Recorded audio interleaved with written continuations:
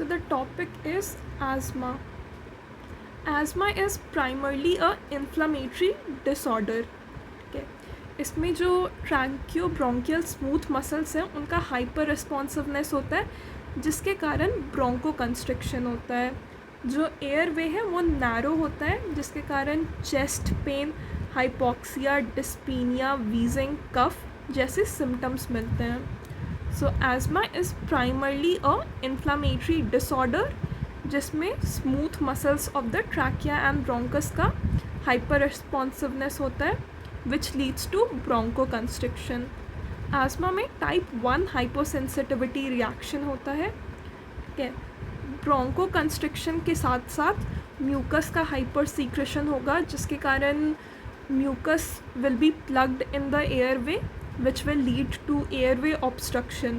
ठीक है, आस्मा में जो ये ब्रोंको कंस्ट्रिक्शन होता है वो रिवर्सिबल होता है but with time airway remodelling होगा. उस एयरवे रीमॉडलिंग के कारण ये ब्रोंको कंस्ट्रिक्शन में इरिवर्सिबल कंपोनेंट ऐड हो जाता है. ठीक है, इसके सिम्टम्स क्या क्या है? Chest pain, hypoxia, dyspnoea. Dyspnoea means shortness of breath and wheezing and cough. Spirometry करने पे पता चलेगा कि the patient is not able to exhale properly. ठीक है, and asthma is a example of type 1 hyposensitivity reaction. Let's see the pathogenesis of asthma. So asthma is a type 1 hypersensitivity reaction. जो allergen होता है it can be a pollen dust और might. ठीक है, allergen, pollen grain, dust या mites कुछ भी हो सकता है. ये एलर्जन एंटीबॉडी से रिएक्ट करता है. आस्मा में IgE एंटीबॉडीज़ होते हैं. ठीक है, आस्मा इज़ IgE एंटीबॉडी मीडिएटेड. ये IgE एंटीबॉडीज़ मास्ट सेल्स पे प्रेजेंट होते हैं. मास्ट सेल के डीग्रैन्युलेशन से इन्फ्लामेटरी मीडिएटर्स रिलीज़ होंगे. ठीक है, ये एलर्जन IgE एंटीबॉडी से रिएक्ट करता है जो कि प्रेजेंट होता है मास्ट सेल्स पे. मास्ट सेल्स अब सेंसिटाइज हो गए हैं, उनका डीग्रैन्युलेशन होगा तो काफ़ी सारे इन्फ्लामेटरी मीडिएटर्स रिलीज़ होंगे. ठीक है, जैसे कि histamine, tissue necrosis factors, factor alpha, protease enzyme, ये सारे इंट्रासेल्युलर ग्रैन्यूल्स में प्रेजेंट होते हैं. ठीक है, histamine, tissue necrosis factor alpha और प्रोटीएज. बाकी इंटरल्यूकिन्स रिलीज़ होते हैं. सबसे इम्पॉर्टेंट इंटरल्यूकिन है इंटरल्यूकिन 5. और भी इंटरल्यूकिन्स रिलीज़ होते हैं जैसे कि इंटरल्यूकिन 4. फिर प्रोस्टाग्लैंडिन D2 रिलीज़ होता है. मास्ट सेल में लॉक्स एंजाइम प्रेजेंट होता है. लॉक्स एंजाइम से ल्यूकोट्राइनस सीक्रेट होता है. ल्यूकोट्राइन C4 और D4. They are also known as SRSA. SRSA stands for slow reactive substance of anaphylaxis. Yeah, SRSA stands for slow reactive substance for anaphylaxis. Anaphylaxis type 1 hypersensitivity होता है. ये जो leukotrienes है ये bronchus पे present सिस LT1 receptor पे act करते हैं. ठीक है, और ल्यूकोट्राइन्स के एक्शन के कारण ब्रोंको कंस्ट्रिक्शन होता है. तो ये जितने भी इन्फ्लामेटरी मीडिएटर्स हैं, histamine, tissue necrosis factor, protease enzyme, interleukins, prostaglandins और ल्यूकोट्राइन्स, ये सब ब्रोंको कंस्ट्रिक्शन करवाते हैं, म्यूकस का हाइपर सीक्रेशन करवाते हैं जिसके कारण ब्रोंको कंस्ट्रिक्शन होता है. ये जो ब्रोंको कंस्ट्रिक्शन है ये रिवर्सिबल होता है but with time airway remodelling होगा जिसके कारण इरिवर्सिबल हो सकता है ये. अब इसके पैथोजेनेसिस के अकॉर्डिंग ही इसका ट्रीटमेंट देख लेते हैं. तो सबसे पहला स्टेप है कि अगर हम IgE एंटीबॉडीज़ को न्यूट्रलाइज कर दें. ठीक है, उसके लिए वी यूज़ ओमैलीजुमैब. सो ओमैलीजुमैब क्या करता है? IgE एंटीबॉडीज़ को न्यूट्रलाइज करता है. Then we can use mast cells stabilisers. Mast cell stabilisers के कारण जो इन्फ्लामेटरी मीडिएटर्स हैं वो रिलीज़ ही नहीं होंगे. अगर वो रिलीज़ नहीं होंगे तो ब्रोंको कंस्ट्रिक्शन या म्यूकस का हाइपर सीक्रेशन ये सब होगा ही नहीं. So mast cell stabilizers are also used in treatment of asthma. फिर लॉक्स एंजाइम को इनहिबिट करने के लिए वी यूज़ ज़ीलियोटोन. ये जो ल्यूकोट्राइन्स होते हैं वो cis-LT1 रिसेप्टर पे एक्ट करते हैं. So that is inhibited by the drugs which end with the word lukast. ठीक है, तो ये जो रिसेप्टर्स पे जो ड्रग्स एक्ट करेंगे उनको इनहिबिट करते हैं by using drugs which end with the word lukast. फिर इंटरल्यूकिन 5 के एंटागोनिस्ट होते हैं मेपोलिजुमैब, रेस्लीजुमैब और बेनरालीजुमैब. सो ये सब इंटरल्यूकिन 5 के अगेंस्ट काम करते हैं. Mepolizumab, reslizumab and benralizumab. Then interleukin 4 के अगेंस्ट डुपीलुमैब. इंटरल्यूकिन 4 के against dupilumab. Let's see the drugs for asthma. So basically 2 type के ड्रग्स होते हैं, एक ब्रोंकोडाइलेटर्स और दूसरा anti inflammatory drugs. Acute asthma attack में ब्रोंकोडाइलेटर्स यूज़ करेंगे और पर्सिस्टेंट या क्रॉनिक एज़मा में एंटी इन्फ्लामेटरी ड्रग्स यूज़ करते हैं. So drugs for bronchial asthma. सबसे पहला कैटेगरी है ब्रोंकोडाइलेटर्स. ब्रोंकोडाइलेटर्स में 3 कैटेगरीज है, beta sympathomimetics, then methylxanthines and anticholinergics. Bronchodilators में सबसे पहला है बीटा 2 सिम्पेथोमिमेटिक्स, जिसका एग्जांपल है सालब्यूटामॉल, terbutaline, बामब्यूटेरॉल, सालमेट्रोल and formoterol.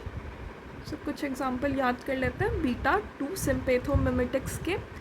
सालब्यूटामॉल, terbutaline, bambuterol, salmeterol and formoterol. All these beta sympathomimetics end with the word ol except terbutaline. Terbutaline के अलावा salbutamol, bambuterol, salmeterol and formoterol all end with the word ol. Next category in bronchodilators is methylxanthines. Example of methylxanthines: theophylline, aminophylline, choline theophylinate, hydroxyethyl theophylline and doxophylline. So all the methylxanthine have the word phylline in them. Okay. Example: theophylline and aminophylline. The next category of bronchodilator is anticholinergics. जो acetyl choline होता है वो Bronco constriction करवाता है. तो जो anticholinergics होंगे वो ब्रोंकोडाइलेटर्स होंगे. Example: ipratropium bromide and tiotropium bromide. So bronchodilators के 3 कैटेगरीज हैं, beta 2 sympathomimetics, example salbutamol, methylxanthine, example theophylline, anticholinergics, example ipratropium bromide.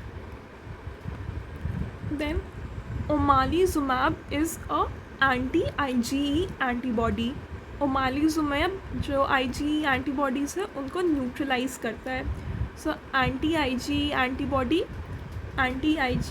antibody example omalizumab. Then mast cell stabilizers में ये जो क्रोमो वर्ड मिलता है इट मीन्स कि वो एक मास्ट सेल स्टेबलाइज़र है. Example: sodium cromoglycate and ketotifen. So sodium cromoglycate is a mast cell stabilizer. Also ketotifen is a mast cell stabilizers. फिर ये जो ल्यूकोट्राइन एंटागोनिस्ट है they end with the word लूकास्ट.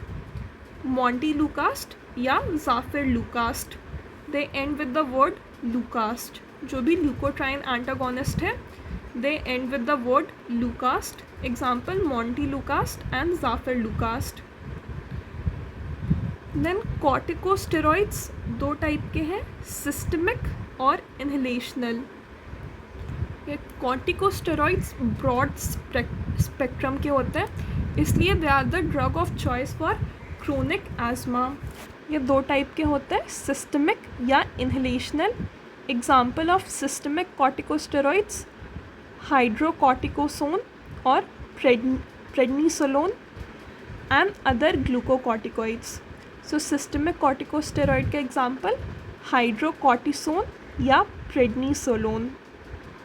Let's see one example of inhalational corticosteroid, that is budesonide or beclomethasone dipropionate. Beclomethasone dipropionate, it is a inhalational corticosteroids. So acute asthma के लिए bronchodilators use करते हैं and this is known as reliever therapy. Bronchodilators acute asthma में use करते हैं, this is known as reliever therapy. Relief मिलता है acute asthma में। Examples beta 2 agonist, anticholinergics, theophylline and magnesium sulfate. The mnemonic is BATMAN. B for beta 2 agonist, A for anticholinergic, T for theophylline and M for magnesium sulfate. Okay. जो beta 2 receptors होते हैं वो bronchus के smooth muscles पे present होते हैं और वो उनके स्टिमुलेशन से ब्रोंकोडाइलेशन होता है।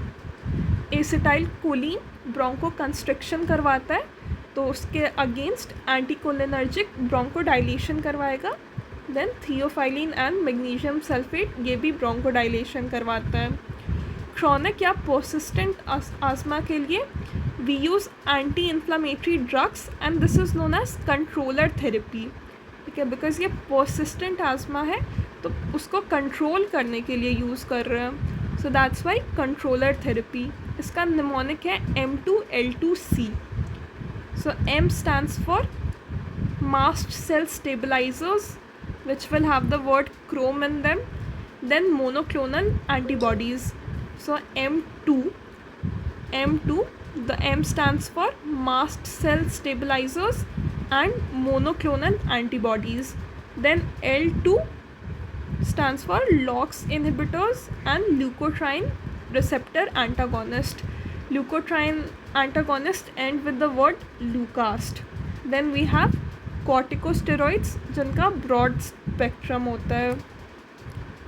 So we have the mnemonic M2L2C.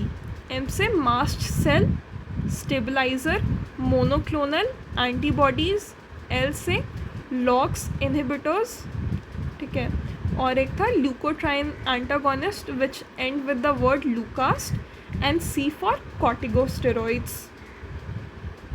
The drug of choice for chronic asthma is corticosteroids because it has broad spectrum, and the drug of choice for acute asthma